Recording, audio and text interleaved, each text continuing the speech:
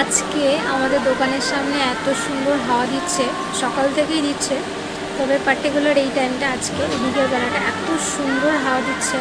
চলো তোমাদেরকে একটু দেখাই।